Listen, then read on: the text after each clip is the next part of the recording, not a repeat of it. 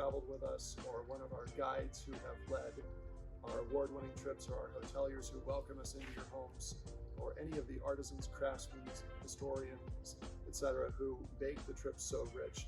We want to thank you so much and say happy 25 years. Cheers. Cheers. Cheers.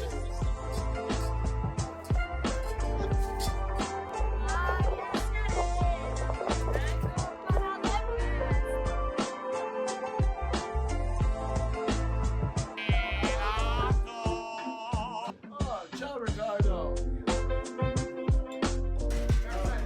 Bravo! So even before Classic Journeys, remember we were in Chicago and one of us loved her job and the other one of us didn't love his job. I just remember coming to you one night, taking you out to dinner and saying, hey, I don't want to live in Chicago anymore and I don't want to be in banking anymore. It doesn't fuel my soul. And you said, okay, where do you want to go and what do you want to do? So Susie put together a little spreadsheet of all these cities around the country where we might live and criteria of what we were looking for in a place to live. And we went on these long weekends, 3 days here, 3 days there, 3 days there, trying out different cities. And I just remember we kept coming back to San Diego. I found a job in travel. Then I was running that little travel company that was in Coronado and taking people to Britain. The goal was to buy the company that I was managing. And 3 times we got to the altar, and 3 times the wife was ready to sell, and I was ready to buy, and 3 times the husband said no. And after that, I said, that's fine, I understand, it's your baby. And so I left, and that was in the summer of '95, and we started Classic Journeys about 3 months later, in October of '95, with the goal being that we wanted people to be able to travel the way you and I like to travel, which was to engage in some physical activity each day, some really beautiful cinematic walks out in the countryside and along coastlines, and then to mix that with visits with really interesting people. I was more than happy to trade in my pantyhose and put on some hiking pants instead. We've definitely been happier since then. So the first tour we ever operated was in Provence. Provence was actually the first tour that we ever scouted, and it was also the first tour that we ever operated. And if you remember Brian and Katya, who were fascinating, just a husband and wife team that were just great guides who had this charming little house in Provence near Les Baux. And I remember they called us to say, hey, we're in Avignon and we have 12 of the 13 guests who are supposed to be here at the hotel, and we're missing one of them. And it was about 3 o'clock in the morning here, and I don't know, middle of the day there. And so we had this panicked moment of like, oh my God, it's the first trip ever and we've already lost a guest. Well, it so happened that the hotel where we were starting in Avignon had almost the identical name as another hotel. And the guest had gone to the wrong hotel. Well, so Katya and Brian and Susie and I had a laugh about it after we found the guest within about 45 minutes. And we jokingly, somebody said, well, it doesn't take a rocket scientist to go to the right hotel, because we had given everyone the actual address of the hotels. Well, it turns out that the guest was actually worked for Jet Propulsion Laboratories, where she was in fact a rocket scientist. Subsequently, happily, she's traveled with Classic Journeys several times, and we've never lost her since. So everything worked out in the end. Okay, one of the things I love about when we just joined Guests on Tour. Remember the one time Christian Slater, the actor, was with us on tour. With his son and daughter. With his son and daughter. Yeah, on the Costa Rica trip at year end. Right, and we did American Idol singing competition, and he did. Every time we were driving, to one of the parks or to go do a hike or whatever, we would do American Idol on the bus. Everybody from grandparents to kids were doing it. Yeah. And what I really enjoy about our tours, it's a small group, and you start to bond together, and it's sort of because we keep it to about an average of 10 to 12 guests per departure. It becomes the same size as a dinner party. Enough that you can eat with other people and do your own thing, but you're small. You can go into these little wineries that nobody else can get into, things that are not open to the public. There isn't a big Remember tour the keys bus. to Cenerentola, getting into the winery in Tuscany that was never open to the public. Going into places that are really private, and you're not a tour going through, but a small group of friends. You blend with the countryside, you blend where you go, you blend when you go to dinner, have interesting conversations, meet new people, but also have a lot of autonomy. And I think it's like the perfect size You don't feel like you're being shepherded. You're not waiting in a bus, waiting for all these people to get on and off and what have you. Yet you're not by yourself, eating alone at dinner or Right. reading a book. I love the bonding that takes place on the trip. If you go back to that Costa Rica trip that had Christian Slater and his kids on it, when you think about, he did that great rendition of, So Frank Sinatra. he did Summer Wind. He did Frank Sinatra's Summer Wind as his like final, American Idol performance, and he inspired Jim and Julie, the only grandparents on the trip, to do their own American Idol performance. And so you have to picture this very buttoned up couple in their 70s performing their own custom written rap song about all of the things, the birds and the animals and the sea life and wildlife that they saw in Costa Rica, complete with, they even went to like a couple little shops and bought like flat brim hats sideways. and put them on sideways, and it was just really magnificent, to see like the bonding that took place on that trip. And we've seen it so many times. It's amazing. Like we have met friends on our trips that are from New York City or from Phoenix, or that we get together. We'll say like, literally, hey, we see them on we're tour. going to Costa Rica, Morocco, Peru, Panama, wherever it might be. Hey, we're going on this tour, and they miraculously go just and because we're incredible. going. They're incredible people, and it's so nice to be able to build these friendships, travel with. And I know our guests do this all the time, where they meet somebody, maybe on a Tuscany tour, and then they say, okay, where else do you want to go? I love traveling with you guys. Let's go on another tour together. I think that one of the key things really is the fact that our guests feel so liberated to not worry about any of the details on the trip. And I think maybe the best example of that is one of the guests wrote us after coming home from Iceland, where she and her family had been with Otley, who is, so you have to picture Otley, he's descended from 9th century Vikings, and he has 30 generations of shark fishermen in his background. He's the first non-shark fisherman in 30 generations. And he is an expert backcountry guide. He's literally one of 3 guides that the government of Iceland trusts to bring journalists into the danger zone when there's like a volcanic eruption.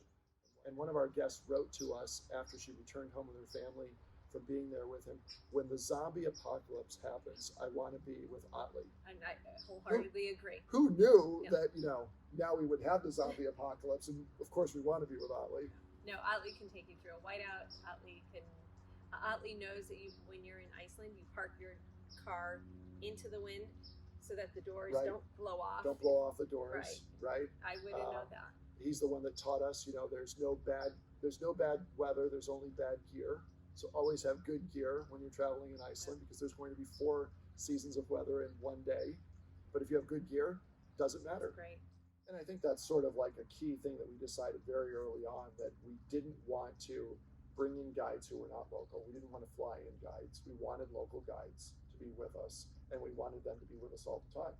We didn't want them to be there for a part of the day and kind of give us like a little primer for the day and then just meet us midway through the morning or at lunchtime or midway through the afternoon. We wanted guides who were going to be there all of the time.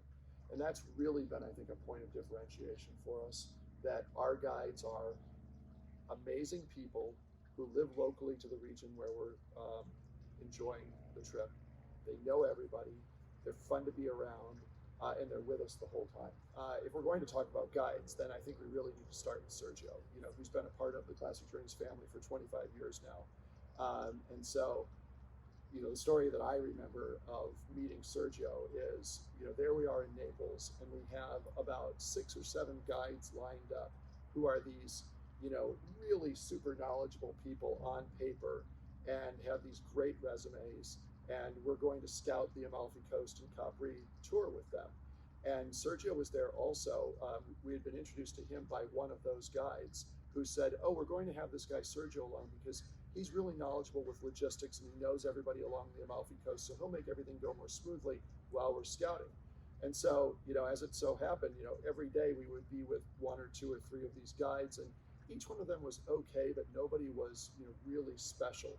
And yet every single day over the course of a couple of weeks, we kept realizing, wow, the person who's really special throughout all of this, who has the fun story and turn of phrase, and who knew where to get the best sfogliatella pastries, the sweet treats, and just knew everybody and knew everything, was Sergio. And so at the end of, I think it was like the first week, I turned to him and I said, I want you to guide the Amalfi Coast trips. And he said, oh, no, I'm not a guide. That's not what I do. And I said, maybe a half a dozen times during the year, guide a Classic Journeys trip for a week.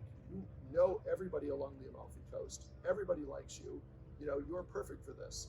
And it took some convincing, but he eventually agreed to do it. And now it's been, 25 years of Sergio guiding for us. And now, next generation, Sergio's son Ulysses is now Classic Journeys guide along the Amalfi Coast and in Sicily. But what we really enjoy most about our guides are how they interact with us and that personal experience. Well, I think the best example of that is how we've always brought Jack and Matt along, scouting virtually every single tour that Classic Journeys operates.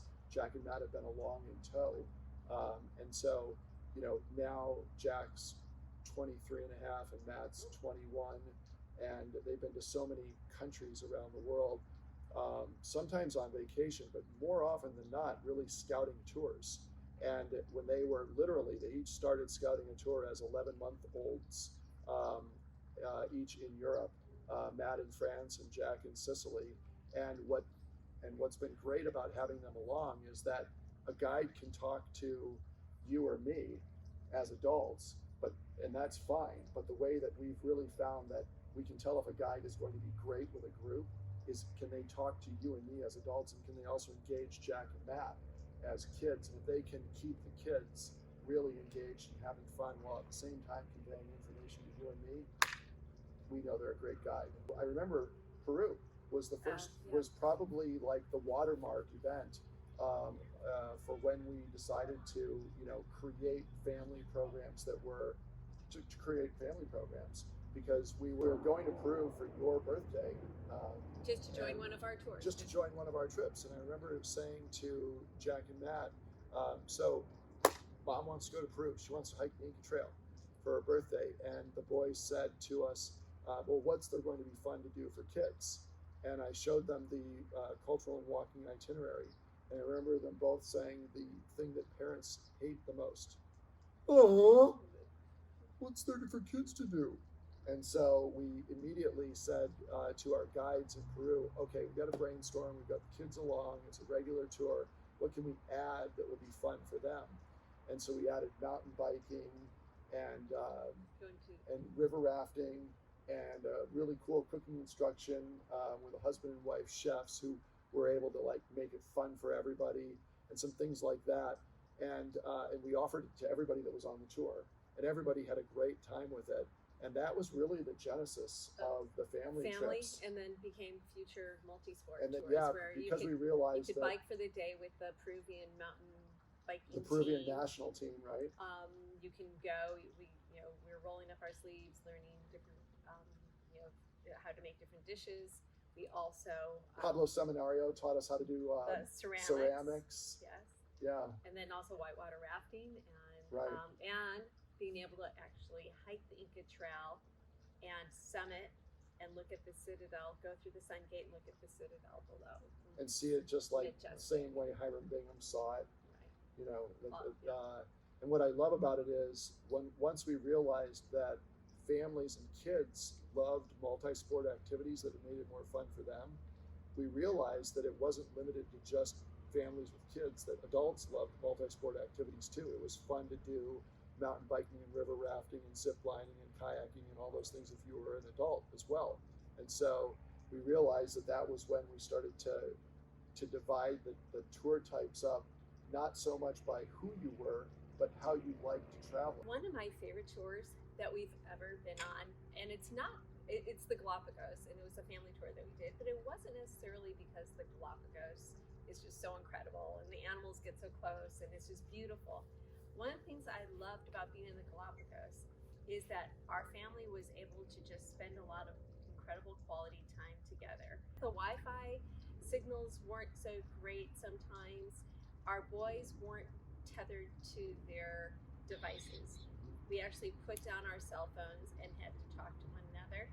And I still remember one night sitting in the hot tub, having the most incredible Southern Hemisphere sky, looking for the Southern Cross, just thinking, oh, I can't believe I'm here. But also I'm sitting there with my sons who are engaging me in conversation. And it was one of those moments that, I think Jack had just graduated from college, Matt was a sophomore, but to have that experience. So I think so much about travel is not necessarily seeing the sights and the places, but it's that time of being in the moment. Well, I remember the first time we went to the Galapagos. So, if you remember, we had been in the Galapagos before creating our island-based trip, and we always found it to be just sort of, ordinary, right? And then when we met Marcelo and Alfredo, and we found out that, there are Ecuadorians who own little boutique hotels in the Galapagos. And that was like a mind-blowing moment for us, right?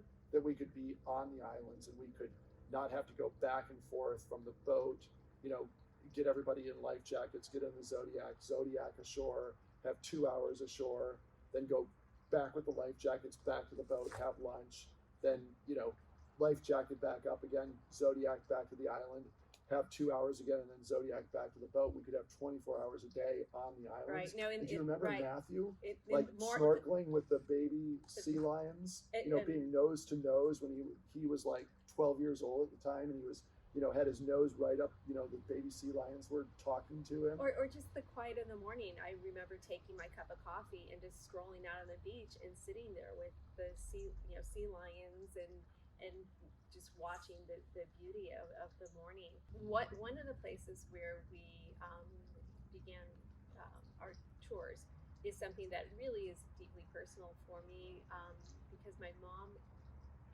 went to Cuba in 1959, and before, a bunch of times. Many times with her girlfriends. They'd leave Chicago, they'd go down and have an incredible time.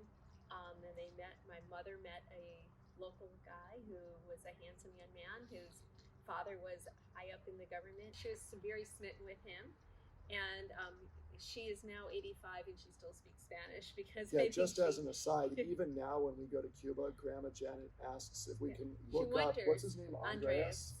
If we can look up Andreas and see how he is. The ability to go to Cuba after it had been shut off was just so incredible. I know we worked for 10 years to try to get. Yeah, I mean, if I remember, it was 1987 that you and I started to date, and that's when Grandma Janet started to tell me about Cuba. Incredible. And then it was 2003 when we first started to apply with the Office of Foreign Asset Control at the Treasury Department for a license to bring Americans to Cuba. And then, we got this close, and then all of a sudden, no one was getting a new license, and no one with a license was getting it renewed. And then it took from then, with us pinging the Treasury Department and OFAC for 10 more years, and we kept saying to them, what you want with people-to-people programs is a full-time program of meaningful interaction between the local Cuban people and the U.S. travelers. And we kept saying, that's what we do. That's who Classic Journeys is. And finally, in 2013, we got our license. I remember it was on April 8th of 2013. We were one of the first companies to get a license to bring Americans to Cuba legally. And it was a huge day for us. And it was June 29th that we brought our first group of guests there on the inaugural trip. One of the things that sticks in my mind the most is probably the most quirky, fun thing that ever happened was we were outside of Trinidad in the Escambray Mountains, and we were looking for a great hike, and we just couldn't find the right hike. And so one of our guides, Manuel, he said, there's this couple that have a little finca up in the mountains, and they're really well connected. Let's go there. Maybe we can get some lunch with them and brainstorm where we can find a great hike.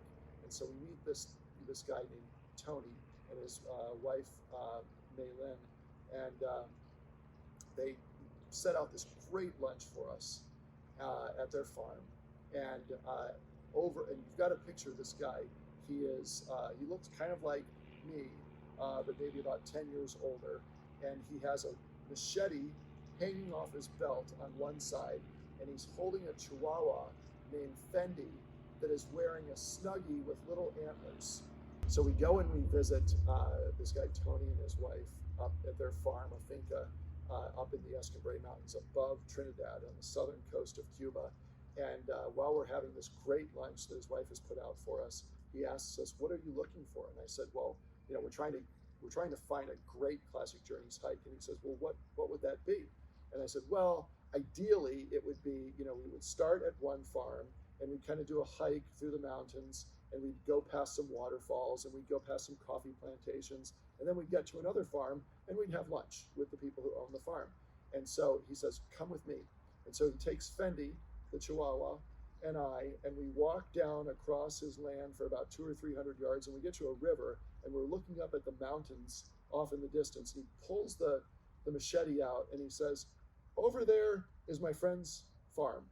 And if you go along this ridge, you'll come across some waterfalls. And if you keep walking along the ridge, you'll go past some coffee plantations. And then if you come down off the ridge and cross the river right here, you'll come to my farm and we'll welcome you for lunch." And I said, "Tony, that's perfect. Can we go do that right now?" And he said, "No, it doesn't exist right now, but Fendi and I will go cut the trail for you." And so 3 months later, we showed up again, and sure enough, he and Fendi had cut the trail for us. Okay. So in addition to traveling, I know one of your favorite things to do is to talk to our guests and our guides when they call. Mm-hmm. So what's one of your favorite stories?